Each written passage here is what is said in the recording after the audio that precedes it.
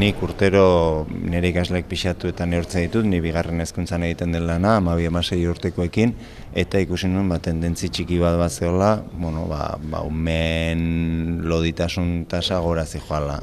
Pediatrarekin hitz egin nuen eta berak ere, esan zidan, ikusi zula eta antzeko dinamika zehola ez bakarrik Aralarren, baizik eta eskualde osoan. Garai baten gizentasuna edo soberako kilo batzu bazan nolabait osasun itxuraren kontua, baina gaur egon ikusita dago, gehiegizko pisu izateak osasun arazoa ekartzen ditula. Ondo pasako duten jarduerak eskaini. Nik uste umeetan eskaini behartzaiena da mugitzeko aukera. Parketara atera, mugitzeko aukerak eman, animatu tresna ezberdinak erabili ditzatela eta batez ere kalea irten beraiekin. Nik uste funtsezkoa dela horretarako, nik uste gure eskualdean behar dena da parkeak estali eta negu partean eremu estaliak izan kalea irten alizateko.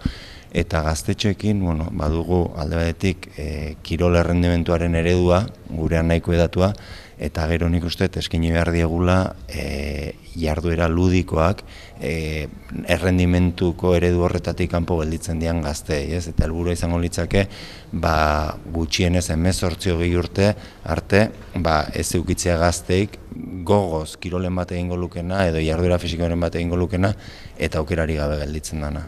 Gure eskolan lantzen da zerbait, baina nik uste oso aholku sinplek eman da, nik uste saiestu behar diala gozo gintza industrialetik datozen produktu guztik, eta gero produktu freskoak jan, hemen dauzkagunak, garaian garaikoa, neguko barazkik, negun eta udarako udaran, eta babarronak eta garbantzuk eta lenteja gehiago.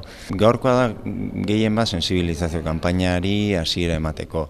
Jarraituko dugu gosari osasuntsuaren interbentzio bat egiten eskoletan, eta gero aztertu behar dugu ze proposamenak egin ditzazkegun herrian dauzkagun ideia guzti horiek martxan jartzeko. Adibidez, guk buruan daukagun aukeretako bada Taleik udalai proposatzea patioa, eskolako patioa estaltzea, horrela herriak eduki dezan espazio estali bat neguko egun euritxoetan ume guztik eta gazte guztik bertan ariketa fisiko egiten egon alizateko. Eskola kirolaz aparte, garrantzitsua da gehiago moitzia. Eta gero elikadurai dagokionez, garrantzitsua daitia otordu danak eta modu osasuntsu baten, eta batez ere fruta eta barazki gehiago jan, goxoki, zizkamizka eta freskagarriak eta gutxillo, uran kontsumoa sustatu, eta antolatuko ekintza batzuk ikasturtean zehar, bai ariketa fisikoa sustatzeko eta bai elikadura kontsumoa, elikadura hobetzeko.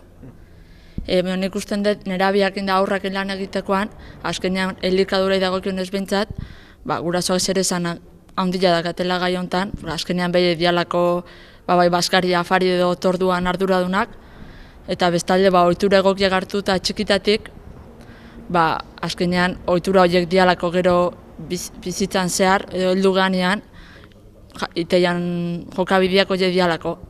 Eta orduan azkenean garrantzitsua da, txikitatik ezitzia ondo eta guzti honek gero eragina daka heldu ganean.